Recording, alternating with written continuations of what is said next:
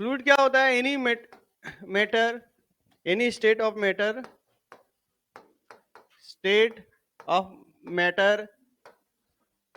that can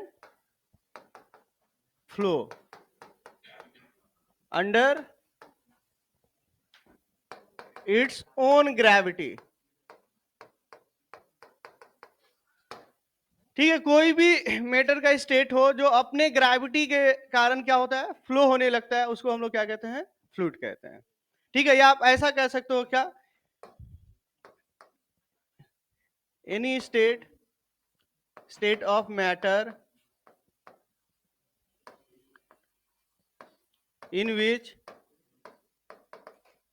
one particle can move with respect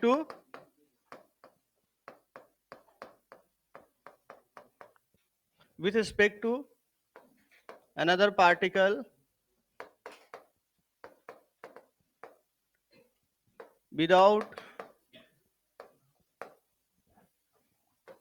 any external force. कोई भी external force के बिना अगर एक पार्टिकल दूसरे पार्टिकल के रिस्पेक्ट में क्या करे? मूव करे, कोई भी स्टेट ऑफ मैटर हो, दैट इज कॉल्ड फ्लूइड्स। ठीक है, तो हम लोग स्टेट ऑफ मैटर्स आप लोग पढ़े होंगे केमिस्ट्री में। क्या क्या था भाई? क्या क्या था? सॉलिड, लिक्विड और गैस, राइट। तो सॉलिड, लिक्विड और गैस में कौन कौन सा है जो स्टेट जिसमें पार्टिकल एक के रिस्पेक्ट में एक पार्टिकल दूसरे के रिस्पेक्ट में मूव कर रहा है विदाउट एक्सटर्नल फोर्स? किसमें? लिक्विड में और गैस में। तो लिक्विड और गैस को हम लोग क्या कहते हैं? फ्लूइड कहते हैं हम लोग। ठीक है, तो फ्लूइड का मतलब ये मत समझ लेना लिक्विड, दिमाग में आता है क्या अपना? लिक्विड। तो गैस भी एक फ्लूइड ही है, क्योंकि उसका भी पार्टिकल दूसरे के रिस्पेक्ट में क्या करता है? मूव करता है। ठीक है, लिखो इसको। तो फ्लूइड्स का मतलब समझ में आया आप लोगों को, राइट? कि कोई भी स्टेट ऑफ मैटर हो, उसमें एक पार्टिकल दूसरे के रिस्पेक्ट में मूव कर रहा हो विदाउट एक्सटर्नल फोर्स। जैसे हम लोग यहाँ पे वाटर को रख दें, छोड़ दिया जाए, तो वाटर क्या होगा? एक पार्टिकल दूसरे के रिस्पेक्ट में मूव करना चालू होता है, तभी तो कुछ यहाँ पे रहता है, कुछ यहाँ पे रहता है। उसी तरीके का गैस अगर मान लो कि किसी कंटेनर में ओपन किया जाता है, तो कोई पार्टिकल ऊपर रहता है, कोई नीचे रहता है। तो मतलब एक का मोशन दूसरे के रिस्पेक्ट में हो रहा है विदाउट एनी एक्सटर्नल फोर्सेस। कोई बाहर से हम लोग कुछ लगा रहे हैं फोर्स? नहीं लगा रहे हैं। तो उसी स्टेट ऑफ मैटर को क्या कहते हैं हम लोग? फ्लूइड्स कहते हैं। तो जैसे हमारा फ्लूइड्स में क्या क्या आ जाएगा भाई? फ्लूइड्स में आपका गैस प्लस लिक्विड, ये दोनों को हम लोग क्या कहते हैं भाई? Both are considered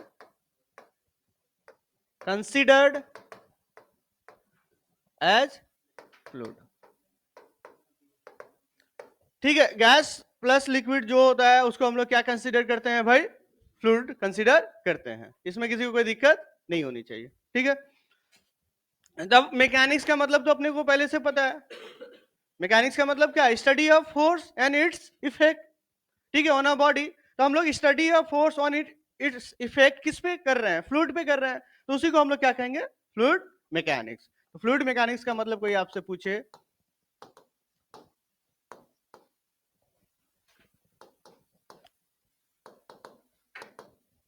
study of force due to fluid on any external object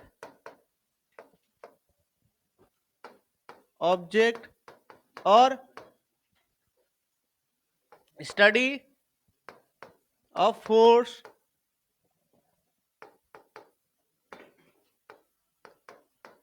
on fluid by external object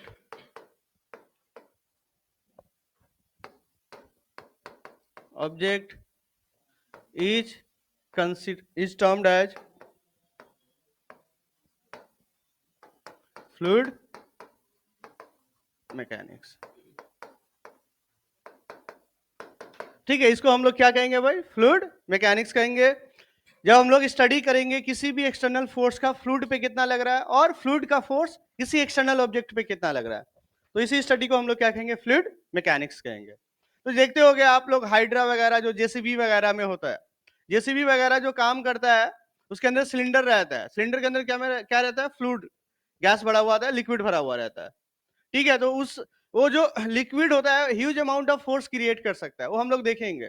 आप लोग हाइड्रोलिक जैक वगैरह का नाम सुने होंगे, हाइड्रोलिक जैक में देखते होंगे कि गाड़ी को उठा देता है वो, हाथ से तुम घुमाओगे और वो क्या कर रहा है, गाड़ी को लिफ्ट कर दे रहा है। कैसे लिफ्ट कर दे रहा है, अपना जो फोर्स है अगर हम लोग 10 न्यूटन लगा रहे हैं वो कितने में कन्वर्ट कर देता है, 100 में कन्वर्ट कर देगा, 200 में कन्वर्ट कर देगा, वो भी हम लोग देखेंगे, ठीक है। कैसे फ्लूइड फोर्स को ट्रांसमिट कर देता है और कैसे फोर्स का वैल्यू को इंक्रीज कर देता है, तो सारा हम लोग यहाँ पे देखेंगे। छोटा सा पार्ट है लेकिन स्टडी करेंगे। तो ये जो फ्लूइड मैकेनिक्स चैप्टर है उसको हम लोग 3 पार्ट में स्टडी करेंगे, ठीक है। एक होगा फ्लूइड स्टैटिक्स, दूसरा होगा फ्लूइड डायनेमिक्स और तीसरा होगा फ्लूइड प्रॉपर्टीज, ठीक है। तो जो फ्लूइड मैकेनिक्स है, फ्लूइड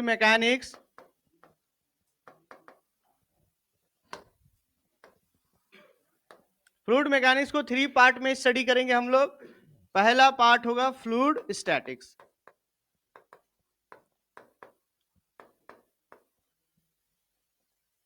दूसरा होगा आपका फ्लूइड डायनेमिक्स,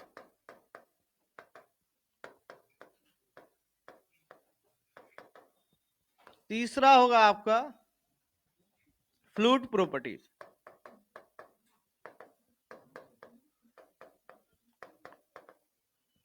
ठीक है। तो फ्लूइड स्टैटिक्स में हम लोग क्या देखेंगे, फ्लूइड क्या रहेगा, फ्लूइड का हर एक पार्टिकल दूसरे के रिस्पेक्ट में क्या होगा, रेस्ट पे रहेगा। तो हम लोग फ्लूइड स्टैटिक्स के अंदर में स्टडी करेंगे। डायनेमिक्स में क्या होगा, फ्लूइड मूव करेगा, मान लो ट्यूब में, पाइप में फ्लूइड मूव कर रहा है तो कितना फोर्स एक्सर्ट करेगा, क्या क्या एनर्जी होगा, वो कहां पे देखेंगे, डायनेमिक्स वाले पार्ट में। तीसरा फ्लूइड प्रॉपर्टीज, फ्लूइड का अपना क्या क्या प्रॉपर्टीज होता है, तो एक विस्कोसिटी होता है, सरफेस टेंशन होता है आपका, तो वो अलग से हम लोग तीसरे पार्ट में स्टडी करेंगे। ये पूरे फ्लूइड मैकेनिक्स के अंदर में ही आता है, फ्लूइड में ही आता है आपका। इसमें कुछ टर्म्स है, उसका नाम अपने को मतलब समझना होगा। तो सबसे पहले जैसे फ्लूइड की बात करते हैं हम लोग, तो फ्लूइड का मास अपने को पता होना चाहिए। किसी भी मैटर का मास क्या होता है, मास का मतलब क्या होता है, what is mass, amount of matter of contain by a कोई सब्सटेंस, उसको क्या कहते हैं, मास कहते हैं। वॉल्यूम क्या होता है, space occupied by the substance. Density क्या होता है, मास पर यूनिट वॉल्यूम। तो चलो वॉल्यूम और मास के बारे में ज्यादा कुछ नहीं होता है, लेकिन डेंसिटी आपको समझ में आनी चाहिए। तो डेंसिटी हम लोग, ये जो टर्म है ये पता होनी चाहिए। डेंसिटी को हम लोग नॉर्मली किससे डिनोट करेंगे भाई, रो से करेंगे। तो mass per unit volume, volume of a substance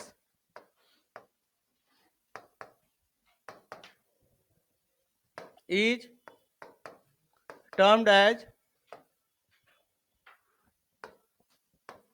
density, ठीक है। डेंसिटी का जो फॉर्मूला होता है वो क्या होता है भाई, मास बाई वॉल्यूम। ये पता होगा तुम लोग को, लेकिन अभी अपने को जरूरत है, ठीक है। तो density mass per unit volume होगा। कैसा क्वांटिटी होता है डेंसिटी भाई, कैसा क्वांटिटी होता है, स्केलर क्वांटिटी होगा। इसमें कोई डायरेक्शन वगैरह की बात करते हैं क्या, हम लोग नहीं करते हैं। और इसका यूनिट हम लोग बोलेंगे तो यूनिट क्या हो जाएगा भाई, केजी पर मीटर क्यूब, केजी पर मीटर क्यूब, ठीक है। और हम लोग कह सकते हैं ग्राम पर सेंटीमीटर क्यूब। तो डेंसिटी की जब बात होगी, हमारे लिए जो स्टैंडर्ड फ्लूइड होता है जिसका हम लोग नॉर्मली स्टडी करते हैं वो क्या होता है, वाटर होता है। तो वाटर का डेंसिटी आपको याद रहना चाहिए। तो डेंसिटी ऑफ वाटर क्या होगा भाई, डेंसिटी ऑफ वाटर क्या होगा, तो डेंसिटी ऑफ वाटर की जब हम लोग बात करेंगे तो नॉर्मली 4 डिग्री सेल्सियस पे बात करते हैं, क्योंकि 4 डिग्री सेल्सियस पे डेंसिटी ऑफ वाटर क्या होता है, मैक्सिमम होता है आपका। उसका वैल्यू कितना है, 1000 kg पर मीटर क्यूब। टेम्परेचर क्या होता है भाई, एट 4 डिग्री सेंटीग्रेड। जो हम लोग 1000 kg पर मीटर क्यूब लिखते हैं वो कौन से टेम्परेचर पे है भाई, 4 डिग्री सेल्सियस पे है, ठीक है। और इसको ग्राम में चेंज करोगे तो कितना हो जाएगा भाई, इसको ग्राम पर सेंटीमीटर क्यूब करेंगे तो कितना होगा, 1 kg में कितना ग्राम होता है भाई, 1000 होता है, ग्राम हो गया। सेंटीमीटर हम लोग मीटर क्यूब को सेंटीमीटर क्यूब में कन्वर्ट करेंगे तो कितना होगा? 1 मीटर में कितना सेंटीमीटर होता है? 100 होता है। तो ये कितना हो जाएगा? 10⁶ सेंटीमीटर क्यूब। ये क्या हो जाएगा? 1 ग्राम पर।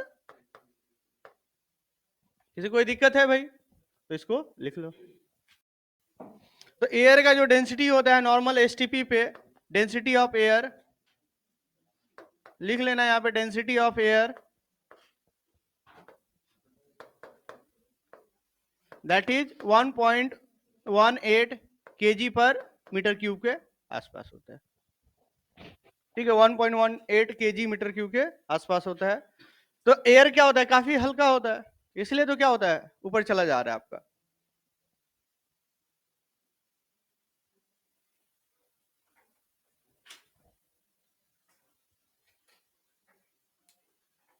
हो गया, लिख लिए? आगे बढ़ू। मर्क्यूरी का, अब इसके बाद अपने को किसका ध्यान में रखना है? मर्क्यूरी का। मर्क्यूरी का डेंसिटी क्या होता है भाई?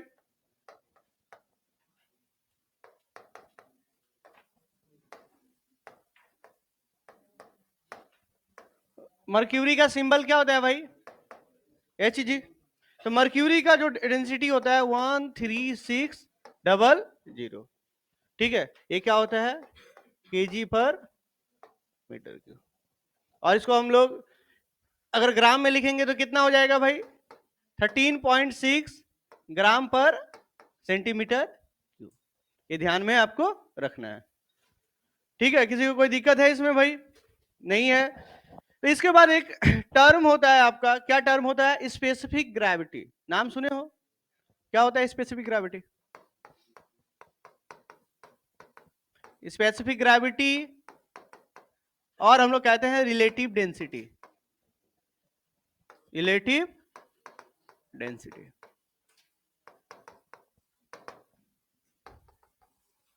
इसको नॉर्मली किससे डिनोट करते हैं? स्मॉल एस से डिनोट करते हैं। बताओ भाई क्या होता है स्पेसिफिक ग्रेविटी और रिलेटिव डेंसिटी? बताओ अपने को क्या होता है? नहीं पता है तो ठीक है, बताता हूं, सुनो। तो स्पेसिफिक ग्रेविटी या रिलेटिव डेंसिटी, रिलेटिव का मतलब समझ में आ रहा है। तो हम लोग कोई भी जो भी स्टडी करते हैं हम लोग किसके रिस्पेक्ट में करते हैं? वाटर के रिस्पेक्ट में करते हैं। जो भी फ्लूइड का स्टडी करते हैं हम लोग किसके रिस्पेक्ट में करते हैं? वाटर, क्योंकि वाटर जो होता है आसानी से अवेलेबल होता है, उस पर सारा एक्सपेरिमेंट हुआ रहता है आपका। तो कोई भी अपने पास वाटर के अलावा दूसरा लिक्विड है तो उसका डेंसिटी वाटर के कंपेरिजन में कितना टाइम्स है, उसी को हम लोग क्या कहते हैं? स्पेसिफिक ग्रेविटी और रिलेटिव डेंसिटी। मतलब it is a ratio of density of unknown substance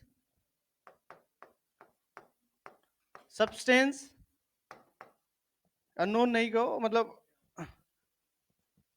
density of a substance to the density of water. तो स्पेसिफिक ग्रेविटी और रिलेटिव डेंसिटी अपने को बताता है कि कोई भी जो मटेरियल है, सब्सटेंस है, वो वाटर के कंपेरिजन में उसकी डेंसिटी कितना टाइम्स है। तो S इजिकल टू मान लो लिखना है, वो क्या लिखेंगे हम लोग? डेंसिटी ऑफ सब्सटेंस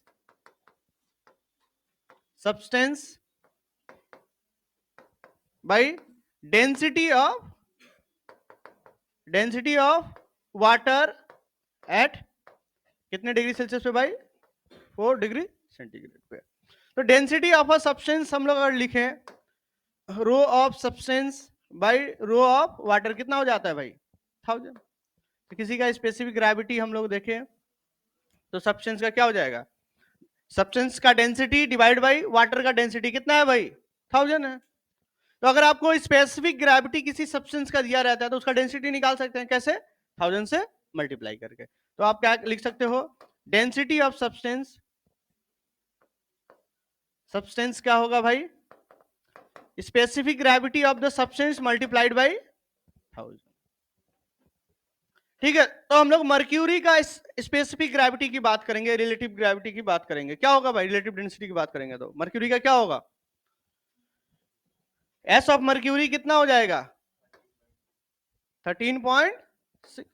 अगर हम लोग मर्क्यूरी की बात करें, for mercury for mercury S is equal to क्या हो जाएगा 1300 डिवाइड बाई कितना हुआ भाई 1000, ये कितना हो जाएगा 13.6। तो स्पेसिफिक ग्रेविटी ऑफ मर्क्यूरी कितना है भाई 13.6, मतलब मर्क्यूरी जो डेंसिटी है 13.6 ज्यादा है as compare to water, right. Water के कंपैरिजन में मर्क्यूरी की डेंसिटी कितना है 13.6 टाइम्स है। अगर स्पेसिफिक ग्रेविटी अब उसको 1000 से मल्टीप्लाई करेंगे तो क्या मिल जाएगा मर्क्यूरी का डेंसिटी मिल जाएगा। अब वाटर का स्पेसिफिक ग्रेविटी कितना हो जाएगा, वाटर का स्पेसिफिक ग्रेविटी कितना होगा 1 हो जाएगा, ठीक है। वाटर का स्पेसिफिक ग्रेविटी 1 हो जाएगा, वाटर को वाटर के रिस्पेक्ट में देख रहे हैं तो भाई दोनों इक्वल होगा तो 1 हो जाएगा। ये स्पेसिफिक ग्रेविटी वाला चीजें ध्यान में रखना है आपको, कभी कभार डेंसिटी ना देकर क्या दिया जाता है आपको स्पेसिफिक ग्रेविटी दिया जाएगा। मान लो कोई लिक्विड दे दिया उसका स्पेसिफिक ग्रेविटी दे दिया तो वहां से आपको पहले डेंसिटी निकालना होगा, उसके बाद उसको यूज करना होगा यहाँ पे अपने को न्यूमेरिकल्स में लिखेंगे यहाँ पे density of mixture of liquid.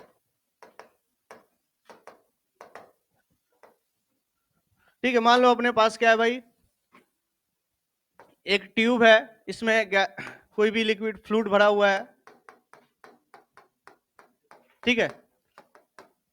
ये टेस्ट ट्यूब है, इसमें फ्लूइड भरा हुआ है, इसकी डेंसिटी कितनी है भाई ρ1 है, ठीक है। इसको हम लोग मिक्स कर रहे हैं दूसरे फ्लूइड के साथ,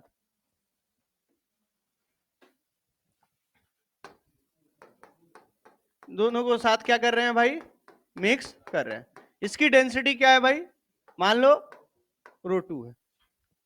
दो लिक्विड है, एक डेंसिटी है ρ1 दूसरे का क्या है ρ2। अब अपने को दोनों को क्या कर दिए भाई मिक्स कर दिए, मिक्स कर दिए। एक बड़ा सा ट्यूब है अपने पास, इसमें रख दिए, तो इसमें दोनों लिक्विड को रख रहे हैं भाई, तो कुछ व्हाइट वाला पार्ट होगा आपका लिक्विड का, कुछ ऑरेंज वाला लिक्विड है यहाँ पे।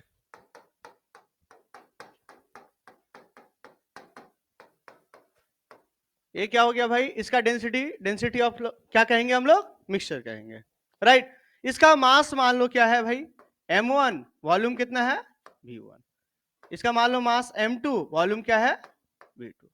तो डेंसिटी ऑफ मिक्सचर, ठीक है, डेंसिटी ऑफ मिक्सचर की जब हम लोग बात करेंगे, डेंसिटी ऑफ मिक्सचर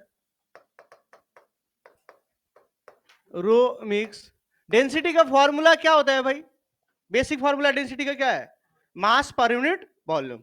यहां पे टोटल मास क्या हो जाएगा m1 प्लस टोटल वॉल्यूम क्या हो जाएगा v1 प्लस v2, ठीक है। अब इसमें दो केसेस बनता है, जब हम लोग निकालेंगे इसका डेंसिटी तो क्या कितना केसेस बनेगा दो केसेस बनेगा। केस 1 होगा आपका if m1 is equal to m2, मतलब दो लिक्विड्स है दो फ्लूइड्स है, दोनों का मास क्या है भाई सेम है, दोनों को मिक्स कर रहे हैं, तो डेंसिटी ऑफ मिक्सचर क्या हो जाएगा रो ऑफ मिक्सचर क्या हो जाएगा, क्या लिखेंगे भाई 2m1 डिवाइड बाई क्या हो जाएगा v1 प्लस v2। m1 को क्या लिख सकते हो भाई, m1 को चलो m1 ही रहने देते हैं हम लोग, v1 को क्या लिख सकते हैं हम लोग डेंसिटी के टर्म में, मास पर यूनिट वॉल्यूम क्या होता है डेंसिटी, तो v क्या हो जाएगा मास बाई डेंसिटी, तो दोनों का मास सेम है m1 by ρ1 plus m1 by ρ2, क्योंकि मास दोनों का क्या है भाई सेम है, तो क्या मिलेगा भाई 2 ρ1 ρ2 बाई ρ1 प्लस ρ2, ये डेंसिटी ऑफ मिक्सचर हो गया। चलो लिखो इसको। तो हम लोग क्या देख रहे हैं भाई, जब दो फ्लूइड्स है दोनों का मास सेम है, डेंसिटी ρ1 ρ2 है, तो मिक्स करने पे जो डेंसिटी मिलेगा that is called 2 ρ1 ρ2 by ρ1 plus ρ2। चलो लिखो इसको, समझ में आया सभी को। तो यहाँ पे mm क्या हो जाएगा कैंसल आउट हो जाएगा, 1 बाई ρ1 प्लस 1 बाई ρ2, ρ1 ρ2 क्या होगा ऊपर चला जाएगा। केस 2 हम लोग देखेंगे, केस 2 क्या है if volume of 1 is equal to volume of 2, तो डेंसिटी ऑफ मिक्सचर क्या लिखते हैं भाई m1 plus m2 divide by v1 plus v2, right. कोई दिक्कत है, तो हम लोग यहां पे m1 को क्या लिख सकते हैं भाई ρ1 इंटू v1, m2 को क्या लिख सकते हैं भाई रो टू इंटू V2 और V1 V2 सेम है तो rho two into V1, right. तो डेंसिटी ऑफ मिक्सचर क्या हो जाएगा भाई, M1 के जगह पे rho one V1 plus rho two V1 divide by 2 V1, तो ये क्या हो जाएगा भाई, रो वन प्लस बाई 2, ये मिक्सचर की डेंसिटी हो जाएगी। मतलब दो लिक्विड को हम लोग ऐड कर रहे हैं, सेम मास का हो तो डायरेक्टली क्या कर दो, rho one plus rho two by two कर दो, सॉरी सेम वॉल्यूम का हो तो rho one plus rho two by two हो जाएगा, सेम मास होगा तो two rho one rho two divide by rho one plus rho two. तो ये भी कभी कभार एग्जाम में पूछा जाता है, सिंपल है, आसानी से कर सकते हो। बेसिक फार्मूला यही है कि डेंसिटी क्या होता है भाई, total mass by total volume, यहीं से सारा चीज निकलेगा आपका, ये नहीं भूलना है, total mass by total volume. तो यहाँ पे थोड़ा प्रेशर की बात करते हैं हम लोग।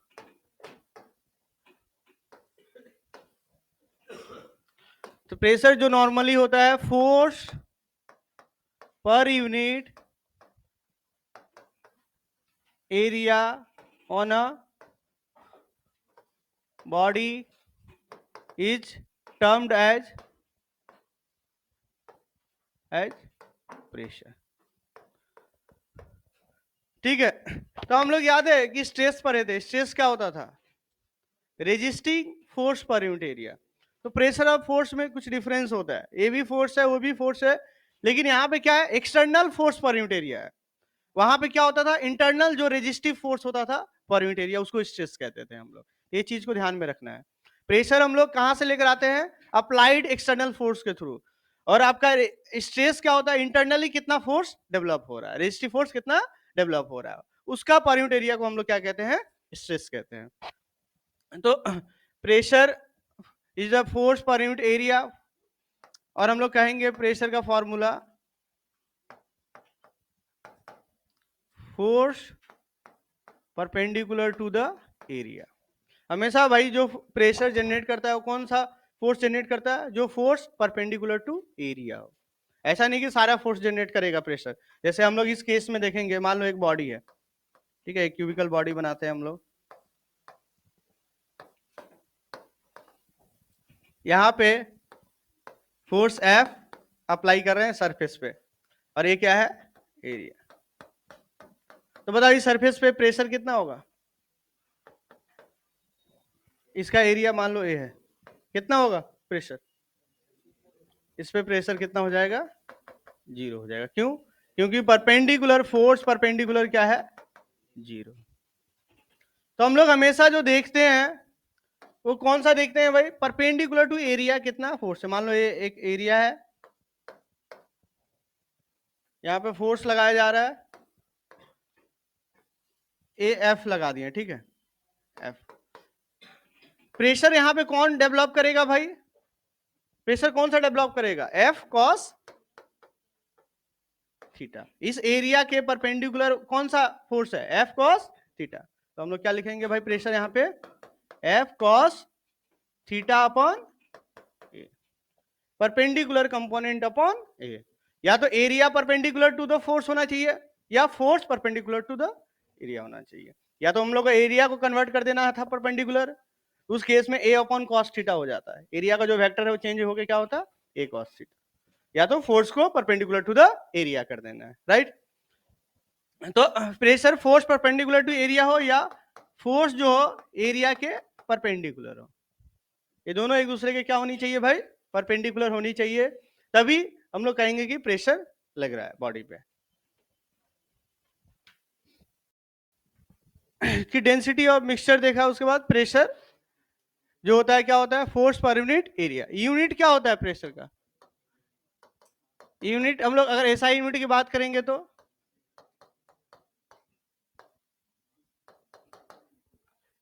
एसआई यूनिट न्यूटन पर मीटर स्क्वायर, इसी को क्या कहा जाता है भाई, पास्कल। एक साइंटिस्ट है उन्हीं के नाम पे रखा गया, ठीक है।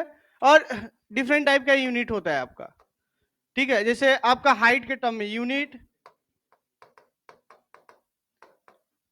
इन टर्म ऑफ हाइट, जैसे हम लोग कहते हैं ना कि जो एटमॉस्फेरिक प्रेशर होता है, आप लोग सुने होंगे नाम की 76 सेंटीमीटर ऑफ Hg, कहते हैं ना 76 सेंटीमीटर ऑफ Hg, मतलब क्या होता है?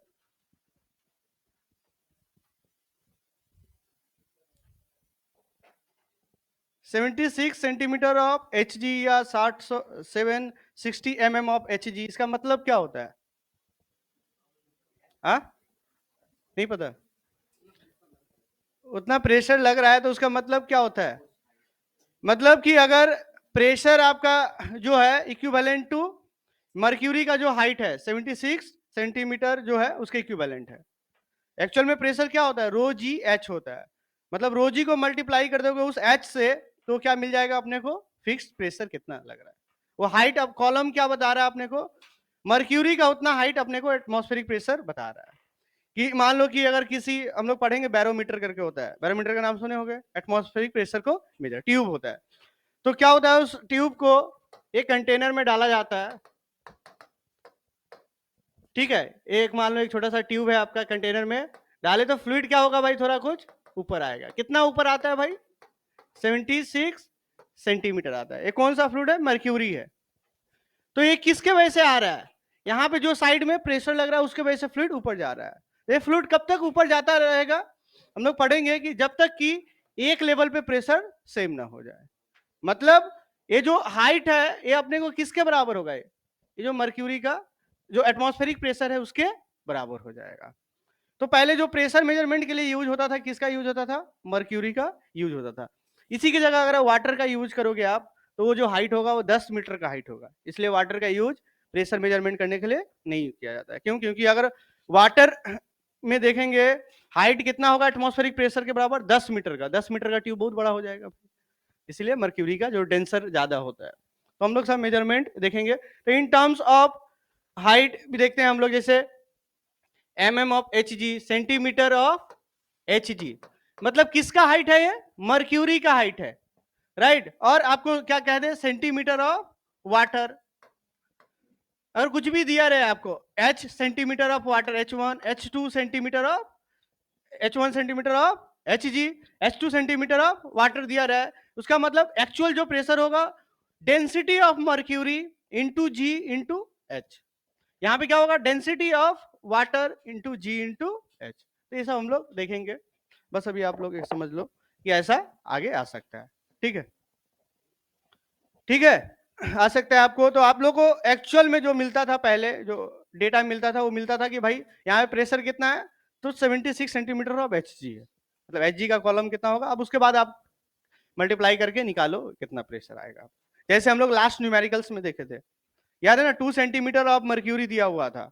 जो प्रेशर था गैस का वो क्या दिया हुआ था? 2 सेंटीमीटर ऑफ मर्क्यूरी। तो वहां से हम लोगों ने रो जी एच करके प्रेशर का वैल्यू निकाला था केटीजी में। कोई दिक्कत है भाई? तब हम लोग प्रेशर मेजरमेंट करने का प्रोसेस को सीखेंगे। ठीक है, प्रेशर मेजरमेंट जो होता है उसमें कुछ टर्म्स होता है, वो सारे टर्म्स के बारे में सीखेंगे कि वो टर्म्स क्या होता है। अभी कल भी अपना प्रेशर मेजरमेंट का ही प्रोसेस सीखना है अपने को। ठीक है, तो प्रेशर मेजरमेंट टॉपिक आएगा, ये लिख लो, इसको लिख लो। प्रेशर मेजरमेंट में जैसे एटमॉस्फेरिक प्रेशर, नाम सुने होंगे। क्या होता है भाई एटमॉस्फेरिक प्रेशर? प्रेशर भाई एटमॉस्फेयर। ठीक है, तो एटमॉस्फेयर में क्या है? एयर पार्टिकल्स वगैरह है, वो क्या कर रहा है? हमारे बॉडी पे प्रेशर एक्सर्ट कर रहा है। अगर एक्सर्ट ना करे अपने बॉडी पे, हमारे बॉडी पे प्रेशर, तो क्या होगा भाई? क्या होगा बताओ ऋषि कुमार? मान लो कि तुम्हारे शरीर पे एटमॉस्फेरिक प्रेशर नहीं लगे तो क्या होगा? फट जाओगे तुम। क्यों? क्योंकि तुम्हारा जो ब्लड प्रेशर है उसकी वैल्यू जो एटमॉस्फेरिक प्रेशर है उससे काफी ज्यादा है। वो तो मसल्स है, वहां भी कुछ एक्सटर्नल फोर्स लग रहा है, इनसाइड में मसल्स वाला फोर्स बाद में, और बाहर से एटमॉस्फेरिक प्रेशर लग रहा है, तभी बैलेंस बने हुए हैं। तो नेचर ऐसा बना हुआ है, अपना बॉडी इस हिसाब से बना हुआ है, इसको समझना बहुत ही मुश्किल है। जैसे स्पेस वगैरह में जो जाते हैं एस्ट्रोनॉट्स वगैरह, क्या पहन के जाते हैं? स्पेस सूट पहनते हैं। स्पेस सूट में होता है क्या? एयर फील्ड रहता है वो। वहां पे तो भाई एटमॉस्फेयर रहता नहीं है उतना जितना एयर पे है। कभी होगा, कभी कुछ नहीं मिलेगा, तो क्या होगा? फट जाएगा आदमी वहां पे। तो स्पेस सूट अगर लीक हो गया तो खेल खत्म है उसका। ठीक है, तो स्पेस सूट काफी इंपॉर्टेंट होता है। और हमारा जो बॉडी के लिए जो एटमॉस्फेयर है तुम लोग सिर्फ ऑक्सीजन देख रहे हो, लेकिन तुम्हारे बॉडी को पूरा बैलेंस करके रखा हुआ है। बाहर से फोर्स लगाया हुआ है, अंदर वाला जो फोर्स है ब्लड प्रेशर का फोर्स, सबको क्या कर दिया है, बैलेंस करके रखा हुआ है, अदरवाइज फट जाता सभी। ठीक है ना। तो जैसे हाइट पे जाते हैं हम लोग तो क्या होता है, ब्लीडिंग वगैरह होता है, माउंटेन्स वगैरह में क्यों होता है, प्रेशर वहां पे क्या होता है, कम होता है, और तुम्हारा जो प्रेशर होता है क्या है, ज्यादा है, तो ऑब्वियस सी बात है ब्लड बाहर निकलने की कोशिश करेगा। और सबसे जो इजी वे होता है नाक के रास्ते होता है, ठीक है, तो वहां से ब्लड निकलना सब चालू करता है। ठीक है, तो हम लोग यहाँ पे प्रेशर मेजरमेंट का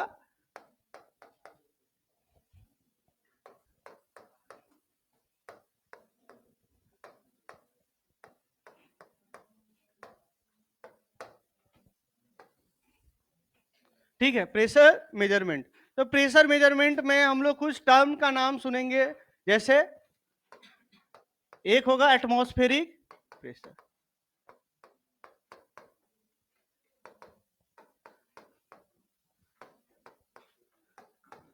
एटमॉस्फेरिक प्रेशर का मेजरमेंट कितना कैसे करेंगे वो भी मैं बताऊंगा आप लोगों को। ठीक है, कैसे मेजरमेंट किया जाता है एटमॉस्फेरिक प्रेशर को वो भी बताऊंगा, लेकिन अभी समझो कि एटमॉस्फेरिक प्रेशर क्या होता है, pressure exerted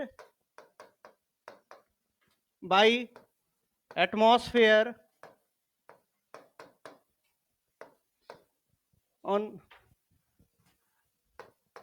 our body is termed as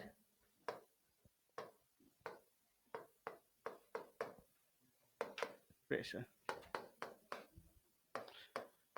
ठीक है, तो एटमॉस्फेरिक प्रेशर जैसे हम लोग कहते हैं ना 1 atm, 1 एटमॉस्फेरिक प्रेशर का मतलब क्या होता है भाई, 1 atm का मतलब क्या होता है, तो एटमॉस्फेरिक प्रेशर, एक यूनिट एटमॉस्फेरिक प्रेशर को एक स्टैंडर्ड यूनिट बना दिया गया।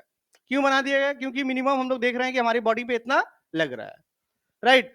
तो क्या होता है भाई, ये 101 किलो पास्कल, और आप कह सकते हो 1.01 10 to the power 5 पास्कल, कहीं कहीं पे 100 भी लिखा हुआ मिलता है आपको।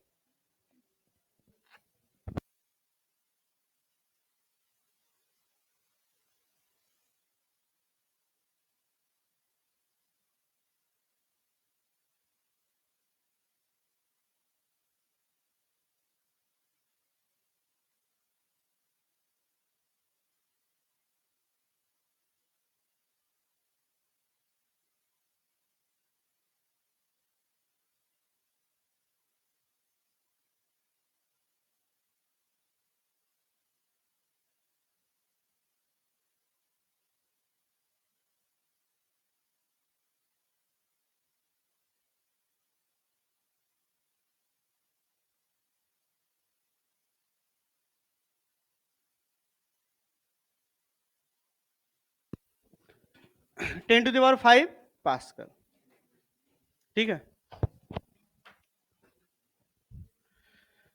कोई दिक्कत है इसमें किसी को, और इसी को जब हम लोग लिखते हैं 76 सेंटीमीटर ऑफ Hg, और वाटर के लिए लिख लेंगे कितना भाई, 10.1 मीटर ऑफ वाटर। ये सब हम लोग सीखेंगे कन्वर्जन करना। 10.1 मीटर ऑफ वाटर मतलब वाटर का हाइट कितना चाहिए अपने को, 10 मीटर चाहिए, तभी अपने को एटमॉस्फेरिक प्रेशर मेजर कर पाएंगे, अदरवाइज नहीं कर पाएंगे। ठीक है, तो अभी देखते हैं हम लोग कि एटमॉस्फेरिक प्रेशर को मेजर कैसे किया जाए। ठीक है, एटमॉस्फेरिक प्रेशर को कैसे मेजर किया जाए, तो उससे पहले अपने को और एक कॉन्सेप्ट सीखना पड़ेगा, फ्लूइड प्रेशर कैसे मेजर किया जाता है। ठीक है, तो चलो पहले टर्म मैं समझा देता हूं तुम लोगों को, क्या क्या टर्म्स सुनने को मिलेगा। एटमॉस्फेरिक प्रेशर होगा, एक प्रेशर का नाम सुने होगे तुम लोग, गॉज प्रेशर। गॉज प्रेशर का नाम सुने हो भाई, नहीं सुने हो, कभी बाइक में हवा भरवाने गए हो, साइकिल में हवा भरवाने, तो उसमें जो प्रेशर दिखता है वो कौन सा प्रेशर होता है, गॉज प्रेशर होता है। मतलब कोई भी गॉज का मतलब होता है मेजरिंग इंस्ट्रूमेंट, गॉज जो वर्ड होता है उसका मतलब होता है मेजरिंग इंस्ट्रूमेंट। तो कोई भी इंस्ट्रूमेंट जो प्रेशर दिखाएगा अपने को, कौन सा प्रेशर होगा, गॉज प्रेशर होगा। That is nothing but air का जो एटमॉस्फेरिक प्रेशर है उससे कितना ज्यादा प्रेशर है, उससे कितना ज्यादा प्रेशर होता है, उसी को हम लोग क्या कहते हैं, गॉज प्रेशर कहते हैं। तो आप लोग पढ़े हो, देखे होंगे कि बाइक में 32 psi, psi का मतलब क्या होता है,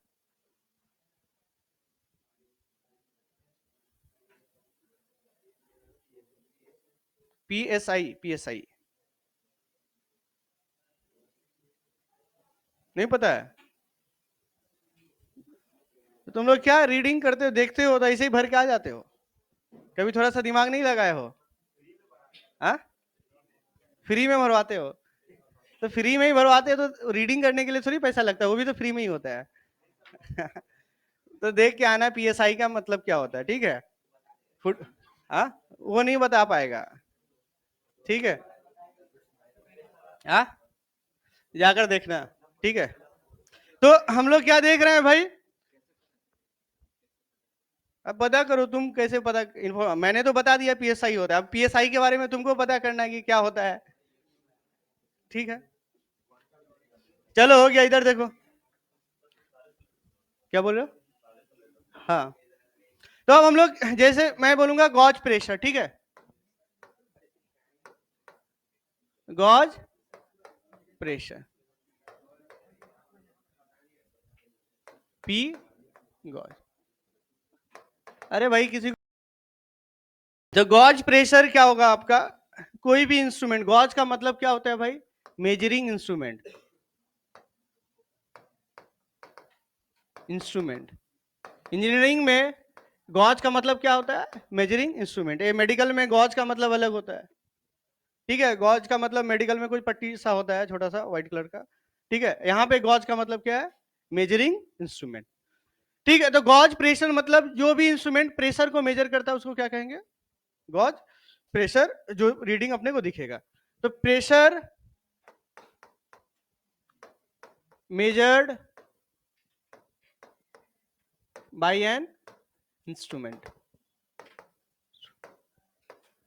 तो कोई भी गॉज प्रेशर होता है ना आपका, वो क्या होता है? एटमॉस्फेयर से कितना ज्यादा है और कितना कम है, ठीक है? एटमॉस्फेयर से कितना ज्यादा है और कितना कम है, वो अपने को कौन बताता है? गॉज प्रेशर बताता है। अगर एटमॉस्फेयर से ज्यादा प्रेशर हो तो हाई प्रेशर हो गया, एटमॉस्फेयर से कम प्रेशर हो तो क्या कहते हैं? लो प्रेशर, और उसी को हम लोग कहते हैं वैक्यूम। वैक्यूम का मतलब क्या होता है? वैक्यूम मतलब जहां पे एयर पार्टिकल्स जो नॉर्मल एटमॉस्फेयर में उससे क्या है? कम है। भाई प्रेशर जब हम लोगों ने डेरिवेशन निकाला था, याद होगा आप लोगों को कि कंटेनर में जब प्रेशर हम लोग निकाले थे तो ये जो पार्टिकल्स था वो क्या करता था भाई? मॉलिक्यूल्स क्या करता था? हीट करता था यहाँ पे, और वही क्या करता था? प्रेशर एक्सर्ट करता था। एक मॉलिक्यूल दूसरे पे लगा रहा है, दूसरा तीसरे पे, और लास्ट वाला जाके क्या कर रहा है भाई? वॉल के साथ टकरा रहा है, राइट? तो हमारे साइड में भी यही हो रहा है कि एयर पार्टिकल एक दूसरे के साथ कोलाइड कर रहा है, फाइनली मेरे बॉडी पे टकरा रहा है आपका। तो जितना ज्यादा मॉलिक्यूल्स होगा मेरे साइड में उतना ज्यादा प्रेशर होगा भाई। जितना ज्यादा मॉलिक्यूल कोलाइड करेगा मेरे बॉडी के साथ, मेरे बॉडी पे प्रेशर उतना ज्यादा लगेगा। क्यों? क्योंकि उतना ज्यादा फोर्स एक्सर्ट हो रहा है मेरे बॉडी पे, राइट? एक्सप्रेशन हम लोग निकाले थे ना। तो उसी तरीके से आपका गॉज प्रेशर पॉजिटिव होगा, मतलब हाई प्रेशर होता है। जैसे हम लोग देखते हैं कि टायर में हम लोग 32 PSI, ठीक है? तो वो क्या होता है? हाई प्रेशर, ज्यादा प्रेशर होता है। क्यों? क्योंकि बहुत कम स्पेस में बहुत ज्यादा एयर पार्टिकल को हम लोग प्लेस किए हुए हैं। एयर पार्टिकल्स ज्यादा होगा तो ऑब्वियस सी बात है कोलिजन ज्यादा होगा, प्रेशर क्या होगा? हाई होगा आपका, राइट? इसी यही रीजन है आपका कि जो गॉज प्रेशर अगर पॉजिटिव हो मतलब बहुत सारा एयर पार्टिकल है, एटमॉस्फेयर से क्या है? ज्यादा है। गॉज प्रेशर अगर नेगेटिव हो उसी को हम लोग क्या कहते हैं? वैक्यूम प्रेशर कहते हैं। वैक्यूम का मतलब क्या होगा?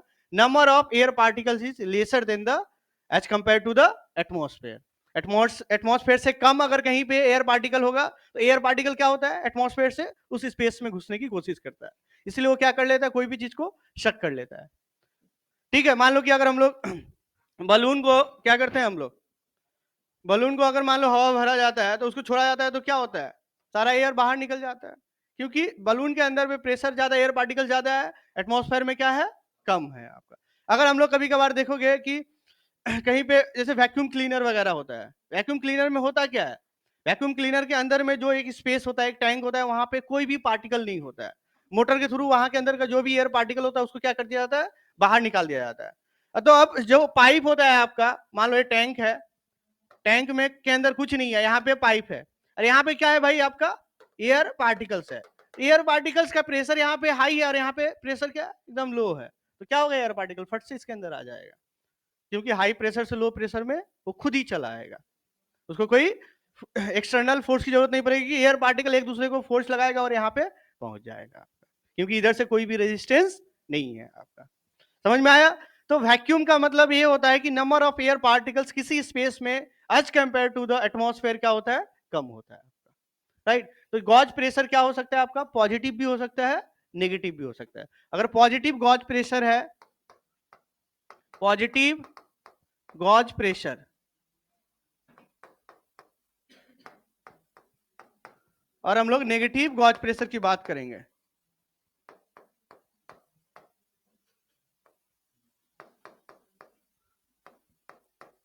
नेगेटिव गॉज प्रेशर को क्या कहा जाता है, वैक्यूम प्रेशर भी कहा जाता है इसको।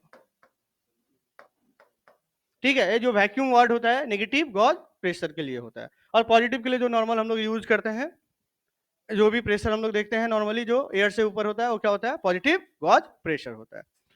ठीक है, एक टर्म और सुनने को मिलेगा आपको, एब्सोल्यूट प्रेशर। ये जो गॉज प्रेशर है वो क्या बताता है अपने को, एटमॉस्फेयर से कितना ज्यादा है या कितना कम है। ज्यादा होगा तो पॉजिटिव प्रेशर होगा, कम होगा तो नेगेटिव होगा, उसी को हम लोग क्या कहते हैं, वैक्यूम प्रेशर कहते हैं। और तीसरा जो टर्म होगा आपका क्या होगा भाई, absolute, absolute pressure, P absolute. ये जो एब्सोल्यूट प्रेशर है आपका वो क्या होता है भाई, एब्सोल्यूट प्रेशर होता है टोटल प्रेशर कितना है, गॉज प्रेशर प्लस एटमॉस्फेयर का प्रेशर कितना है मिलाकर टोटल प्रेशर, वो क्या देगा अपने को, एब्सोल्यूट प्रेशर। जैसे मैंने कहा कि गॉज जो है इंस्ट्रूमेंट जो है वो बताएगा कि एटमॉस्फेयर से कितना ज्यादा है या एटमॉस्फेयर से कितना कम है, उसका रेफरेंस लाइन क्या है भाई, एटमॉस्फेरिक प्रेशर है। लेकिन एब्सोल्यूट प्रेशर क्या होगा, एटमॉस्फेरिक को भी उसमें क्या कर देगा, ऐड कर देगा, प्लस आपका गॉज होगा। तो पी एब्सोल्यूट क्या लिखेंगे हम लोग भाई, P gauge plus P atmosphere, atmospheric pressure plus gauge pressure is term as the absolute pressure.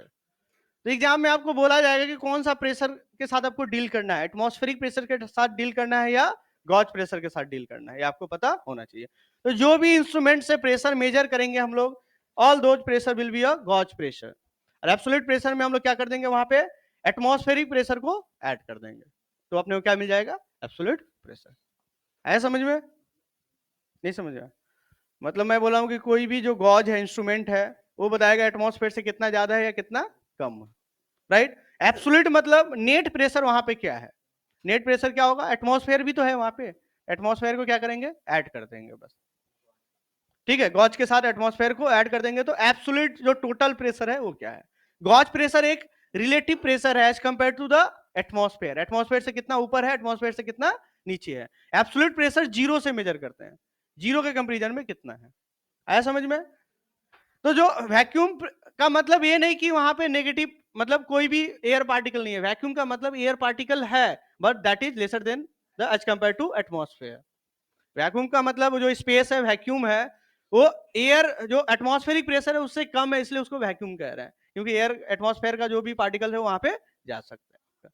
उसका मतलब ये नहीं कि उसमें नेगेटिव है, नेगेटिव पार्टिकल होता है क्या, फाइनली होगा तो कुछ नहीं होगा, जीरो पार्टिकल्स होगा, जीरो पार्टिकल होगा तो वहां पे एब्सोल्यूट प्रेशर क्या हो जाएगा, जीरो हो जाएगा आपका।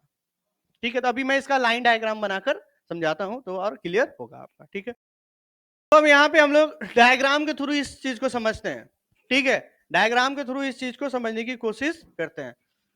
तो एक जो लाइन होगा आपका वो होगा आपका एटमॉस्फेरिक प्रेशर का लाइन होगा,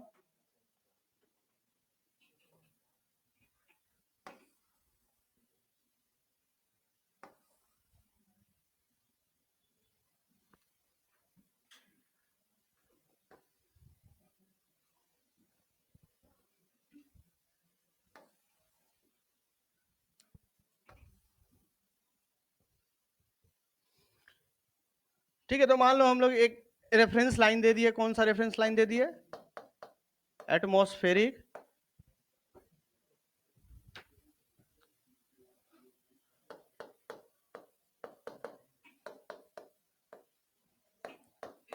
पी एटीएम। ठीक है, ये क्या है, पी एटीएम। ये मान लो यहां पे क्या है, पी गॉज। ये क्या हो जाएगा भाई, पी गॉज। ऊपर वाला जो लाइन है वो क्या है, पी गॉज। ये क्या मान लो, zero pressure line, zero pressure line. जब हम लोग बात करेंगे, देखो इसमें दो बार एटमॉस्फेरिक प्रेशर की जब हम लोग बात करेंगे, नेट अगर एब्सोल्यूट प्रेशर की बात करेंगे हम लोग, तो एटमॉस्फेयर एब्सोल्यूट प्रेशर क्या हो जाएगा भाई, यहाँ पे ये क्या हो जाएगा, यहाँ पे P एब्सोल्यूट, कोई दिक्कत है? P एब्सोल्यूट क्या हो जाएगा, P गॉज प्लस यहां से यहां तक क्या है भाई, P गॉज है, गॉज, यहां से यहां तक क्या है भाई, P एटमॉस्फेयर। टोटल प्रेशर जो है हम लोग, चलो इसको यहां पे P गॉज को यहां से हटा देते हैं, यहां पे P गॉज लिख लेते हैं, ठीक है। ये क्या होगा भाई, P गॉज,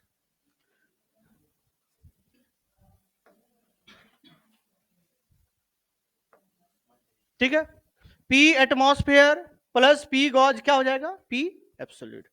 अब हम लोग मान लो कि अपने पास प्रेशर क्या है, यहां पे गॉज प्रेशर मान लो यहां पे ए वाला है, P gauge, P gauge, atmosphere से नीचे आ रहे हैं हम लोग, यहां पे इस केस में बताओ जो एब्सोल्यूट प्रेशर होगा वो क्या होगा, P एब्सोल्यूट।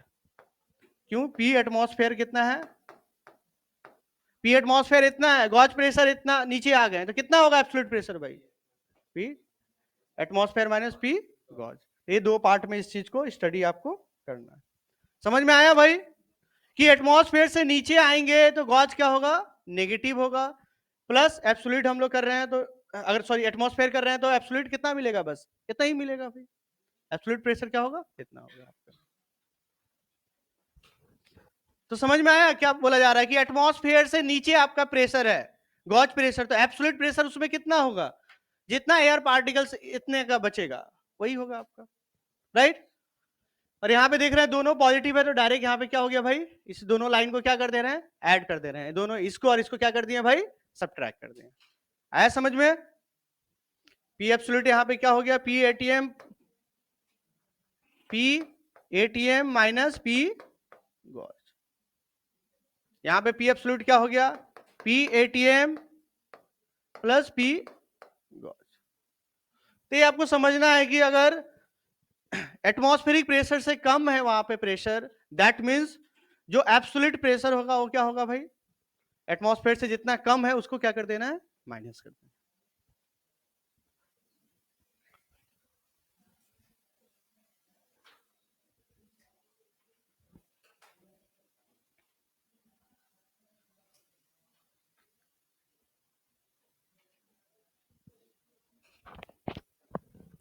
तो एटमॉस्फेरिक प्रेशर हमारा रेफरेंस लाइन है, उसके ऊपर जाएंगे तो गॉज प्लस होगा, उसके नीचे आएंगे तो गॉज नेगेटिव होगा।